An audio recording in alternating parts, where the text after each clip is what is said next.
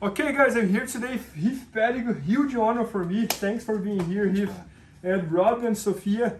And guys, this is the first time ever that Heath is shooting any video or instructional video ever, right? Heath, like I tried to find it. I went online. I was like, Heath Pedigo. You can't find anything about yourself teaching jiu-jitsu online. I think it's like the only one I think there is, like you said. Tom Hardy. I saw. It had like 500,000 views or something. So I've kind of purposely never taught outside of the gym besides seminars. I wanted to save it up. Instructionals were a big deal for me. In my very, very early stages in life, the first 10 years that I trained was learning from instructional videos. Yep. So when I actually was able to teach them, it was so important that they were perfect, you know, and even though they might not be perfect now in my brain, it's just something that it was so important to me. I believe because we reached out to you probably 3 years ago, and you were thinking since then, so it was like a lot of preparation. And guys, we literally like reached out to Heath probably like 3 years ago, I think. Yeah, maybe longer. And he said, I'm gonna do it. And the time finally came. And guys, for those who doesn't know, I think everybody knows who he is at this point, but he is the founder of Pedigo Submission Daisy Fresh, which is probably like the most viral school nowadays, because there was that documentary Flow, and I heard that it was the most watched jiu-jitsu show in the history of jiu-jitsu almost. Yeah, it did really good. We were really, really lucky, really fortunate, you know, to be a part of all that. And you know, and now the team, we're the current back-to-back Nogi Pans champions. We won 3 out of the last 5 novice Pan Am championships, international novice championships. So I think the team, as it grows, also from the videos, the notoriety of it's, you know, it's getting, because now they realize, like, at first, hey, maybe these guys got lucky. Yep. And then, okay, maybe they are building something, and now it's just, you know, like, oh man. Yeah, no, this is without saying like all the big stars you were building up. So for example, there was like the Juiz time that he won a bunch of stuff as a black belt. Now there's Couch coming up, so he just won the last year the World's No-Gi double gold, which is a huge deal, and now he's a black belt, and he's competing in a bunch of super fights, and he's like the man on the show. So he made his black belt debut this past weekend actually, and he submitted every guy. He did 1 double gold, so I'm really excited for him to. No, it's so if I think like every jiu-jitsu instructor dreams to do what you're doing, and like build this competition team that's kind of loud, goes to the tournaments, make noise and this and that. So I appreciate everything you're doing. And guys, one thing here, so if you're shooting 4 instructional videos, white belt 1 stripe, white belt 2 stripes, white belt 3 stripes, white belt 4 stripes, and whoever watch all of them and show to him that watching all the videos can schedule with him a trip to his gym, and then he's gonna test the person for the blue belt on his gym, and if you pass in the exam, you can get the blue belt with Heath. So you were telling me that the reason you were doing that is because you found that so many people in US and around the world train jiu-jitsu but don't have coaches that train with friends, and that's true. We have talked with customers, and many of them don't have coaches. They live in a very small city like yours. And so that's cool. How did you come up with this idea? So I'm from such a small town, you know. The town I'm from, there's like 14,000 people in it. I've been there, Right, you've been there. The closest jiu-jitsu is about 2 hours away. It's with a guy that I did get my black belt from finally. But the reason I wanted to do it is there's so many places in the world where people, maybe they don't have the means, or, you know, the money, or maybe they're young, you know, maybe they're in a situation where they can't get to a gym. That jiu-jitsu should be for everybody. The Jiu-Jitsu revolution, that's what it's about. No matter where you're from, it doesn't matter who you're from or who you aren't connected to, everyone should be able to train this sport that makes all of us so happy. And we've, both of us, Jiu-Jitsu has been our whole life, and without it, I would never have got to see the things that I've gotten to see. So I don't want anyone left behind because they don't have a chance to do something. So it's like I said, that aside, it's an amazing it's the same exact program from 1st stripe to the 4th stripe, all the way to the blue belt, that I teach at the Daisy Fresh headquarters at Pedigo Submission Fighting. So nothing's left out, nothing's being taken away. It's the real shit. Nothing where these guys aren't showing the best stuff and they're holding it for themselves. This is good stuff. It's not shrimping and warming up bullshit. It's actually stuff that you're going to be able to see, immediately do, and teach someone else how to do it. Yeah, no, I love how you really show like the little secret tricks. I think that's why you hold it for so long, because all the stuff that you showed, and guys, you can go on my YouTube channel and find for Heath. All the stuff that he shows, it's all like those little secrets that makes your technique more efficient.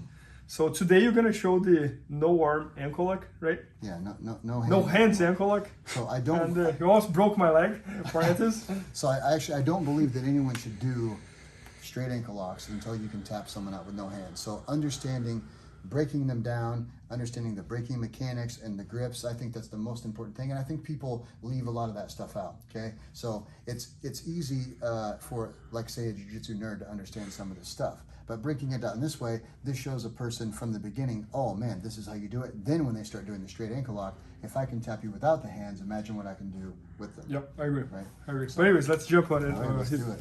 Do one me first, and yeah. Okay guys, so we're here and we're gonna go into like an old school ankle lock position, okay? So one thing here, I'm gonna put my foot on the hip.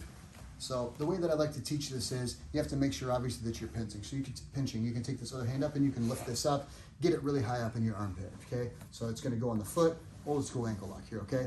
So I'm going to come around. This arm doesn't have to be underneath, I'm just holding it up so you can see, okay? I'm going to John Jones elbow. You know those big flying elbows John Jones does? So we're gonna come back and I'm going to John Jones elbow your foot.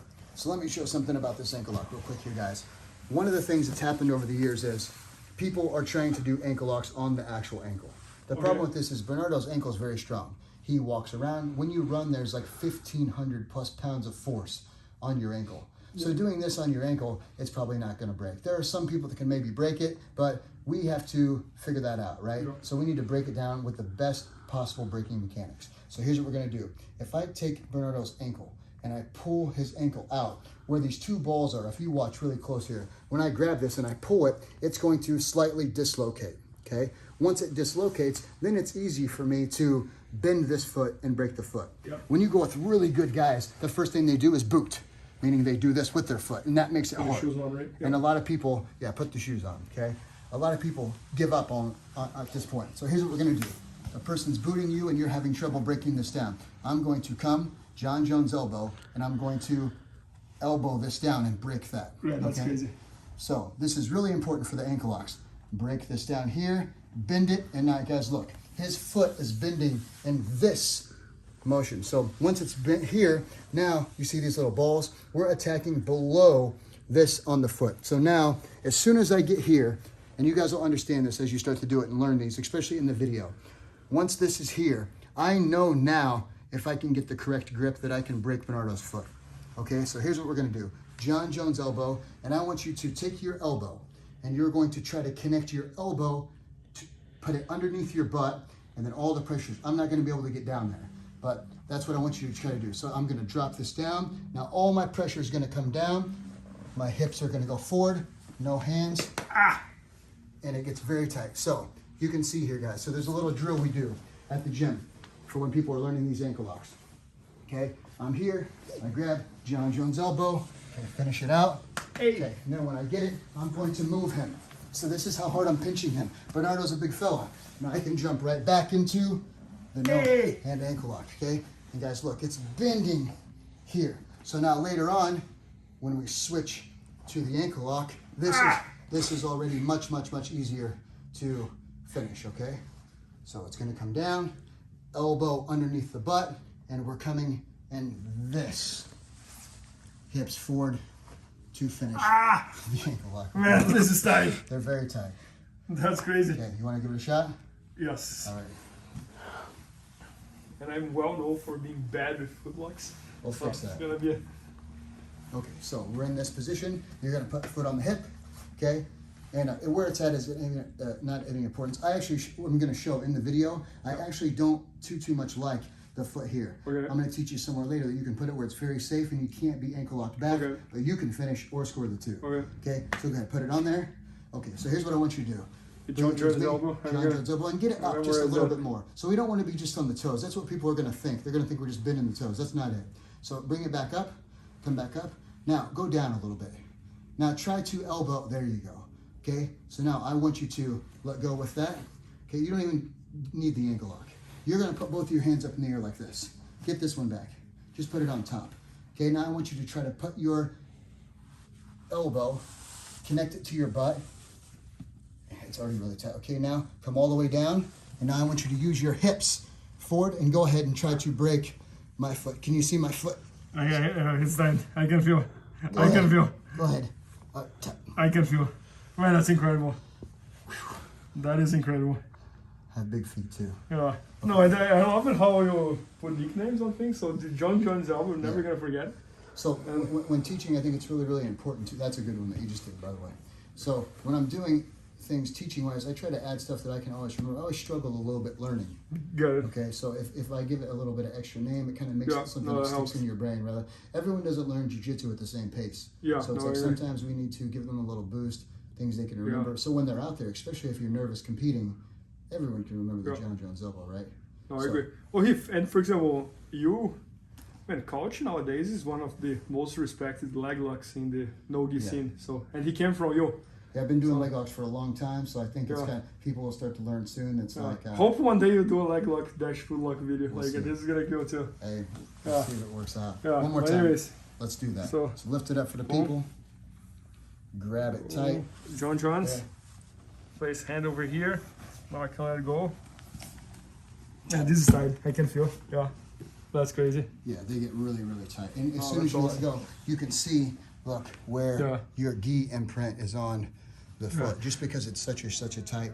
And like I said, everyone spent so much time up here that they don't realize forget about it. That's the part of the foot that's weak. This carries you around all day long. This is the part that we need. It's like toe holds. Yep. The main thing where you hear people tap, where they go tap, tap, tap, are toe holds. Yep. You know what I mean? It's because the foot is being broken rather than the ankle itself. Okay? Yeah. No, and guys, one thing that Heath is doing that's very cool in his videos, he has 2 white belts in the video, so he demonstrates the techniques, and then the white belts do on each other and ask him questions. And I was watching one of the clips, and it's amazing to see. Like, for example, there was one that you did the collar drag takedown. Yeah. And Rob, the first one he did was probably like 40%. The second one was 60%, 80%, and then the last one was like a black belt. So it was so cool to see the progress between like the first one and the last one. I think once you kind of find a system to where you're able to, like I said, it's for everyone. Meaning, like, once again, not for super athletes, and I can't express that enough. It's like I need to take the average person who's going to work at a factory or wherever, work all day, come into the gym, and then still give them the same hopes and dreams that the kid who's able to sleep on the mat and train full time has. Yeah. When you're able to create a system where you can do that, keep it very minimal, but things that work. Yeah. No, I love that you were kind of taking like ordinary people, sometimes even unprivileged people, and making them heroes. Like that's amazing. Thanks, brother. But anyways, let me see the white belts doing this. So, Rob. Okay, who's going first? Okay, so here's what we're gonna do. Okay, you're gonna pop that up, foot on the hip. Okay, and here's what we want. Lift that up so they can see it.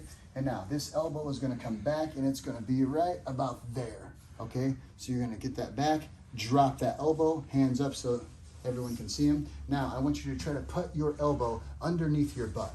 You're gonna go all the way to your side, okay? Hands up, and now you're going to use your hips. Pull back and use your hips, okay? And then... It was a good one. Are you okay? Yeah, it was a good pop. I heard him up there. Oh, are you okay? Oh.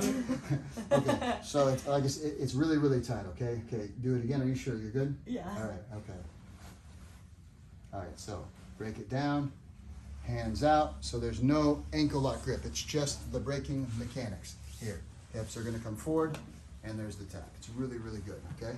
So let's see how that foot looks. And you can see up here now, guys, where the foot's being attacked rather than up here on the ankle, okay?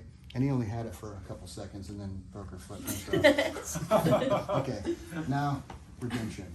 Okay, so put it in there. Oh, yeah, foot over, go back behind. And guys, the foot placement isn't really important. Right now, let's just put this one on the outside.